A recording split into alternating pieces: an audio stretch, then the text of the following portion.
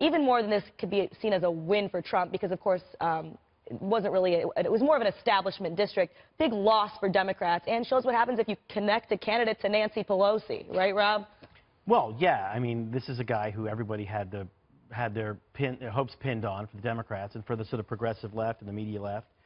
And they just kept forgetting that that's not how you win. You know, like it's a weird kind of a superstitious thing where they thought if they put a lot of money into this and they could turn Georgia 6 from R to D, that somehow all the other districts in the midterms would follow suit. They'd say, well, if they did it, we have to do it. That's not how it works. I mean, if had the seat switched, then maybe you could make the case that there was sort of a movement afoot in the How? Oh, they already lost 3. Right. It would have been you could. I'm just 4. saying. Hey, the way my count is 1 of 4. You're still losing. But you can't make it happen and then say, all right, everybody fall in line. That's not how it works in America. You have to actually win the people over. Right. If you can have a movement, you can have your protests, but if you don't get votes, then it doesn't really matter. Yeah. I mean, protesting is not victory in any sense.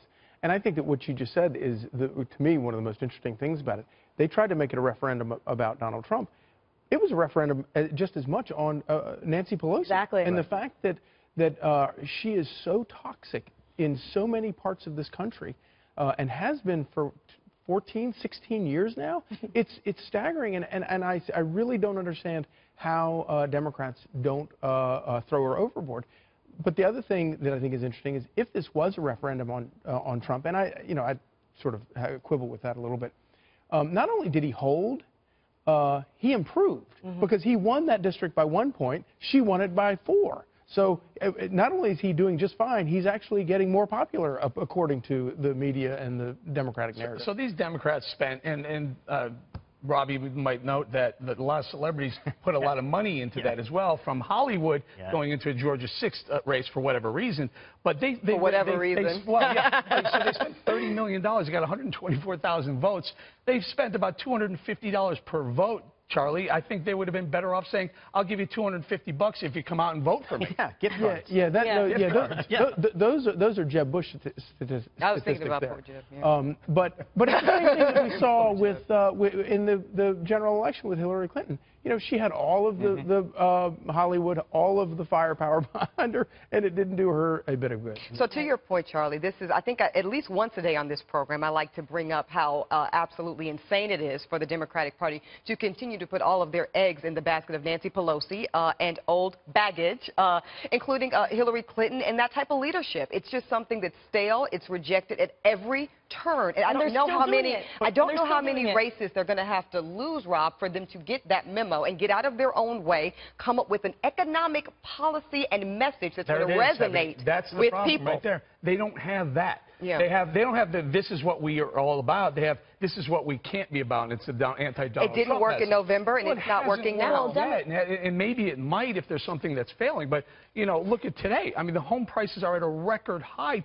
today. So you can say I hate Donald Trump and he's horrible and he's bad for the economy in the country. But when you look at what's going on, boots on the ground, the economy is turning around in a strong manner. They're mean to me. That guy's mean to me. It's not a campaign platform. But it's worse than not having a message. It's actually not having a messenger. I mean, past 8 years, were all in with Barack Obama, but they lost the state houses, they lost the House, they lost the Senate, they lost all the local elections. The country really did turn R in a lot of places. So where are you going to find this? Normally in a political cycle, what happens is the young Turks come up through the floorboards and pop a cap in the old dudes. They take them out in the middle of the courtyard and say, "You're done." Right. The new people.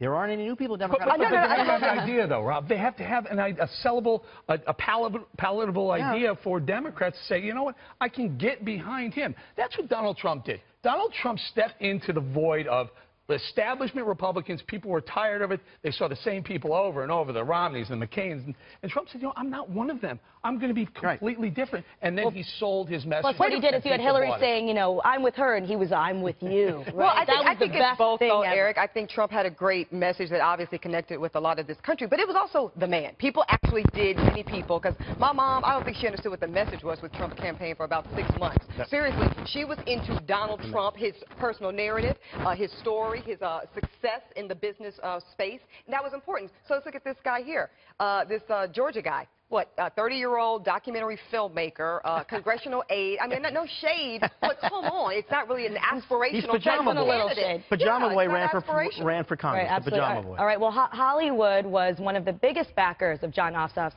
failed campaign. Everyone from Samuel L. Jackson to Rosie O'Donnell to Chelsea Handler threw money at it. Rob, you know these Hollywood folks. Did this turn off actual voters? I mean, Democrats used to do a really good job of being, we're the party of the people, we'll help you. And now it's like, we are the party with the most famous friends. And I don't think anybody really cares. I think when it comes down to that, I don't think they really care. I mean, I think that, you know, what Hollywood can really do really well is believe in a fantasy and live in a fantasy land and spend money. Those are two things we can do really well. And this is a perfect race for that, because you have to believe in the fantasy that this guy's going to come from nowhere, from living outside the district and win a fairly suburban conservative district in Georgia. And then you have to believe that the answer to your problem is more money. So that's how you get, you know, the Mummy, and that's how you get King Kong Skull Island, and that's how you get Ossoff and the Six. Somehow, it just doesn't work, you know. Somehow, some way, the Democrats have managed to become the party of the elite. And you look back at Mitt Romney, I think that was the Achilles heel in his candidacy. And it's, my goodness, I don't know how they've done this, and I don't know how they're going to get themselves out of it. They need a face. They need a face. Go ahead, but they need an agenda and a platform as well. Bernie Sanders had the right message. He was just the wrong face for the right message at the right time. Although it is kind of interesting to look at all the people that Bernie Sanders has endorsed since the election, they've all lost. So there's some sort of kiss of death going on there. But the media loves to talk about the problems in the Republican Party and the dissension between Trump and Republicans in Congress. But I've long felt that Democrats, the same civil war that has occurred in the Republican Party is bubbling up in the Republican Party. I mean, in the Democratic Party. And the problem is that it's a coalition of special interests. And then they play race and gender and religion politics and stuff like that. It's more than that, though, Charlie, because as Eric points out, you know, I have a lot more friends in the Democratic Party than he does. And I talk to these young Democratic Party leaders, and they are thirsty. They are, you know, having better ideas, I think, than what we're seeing.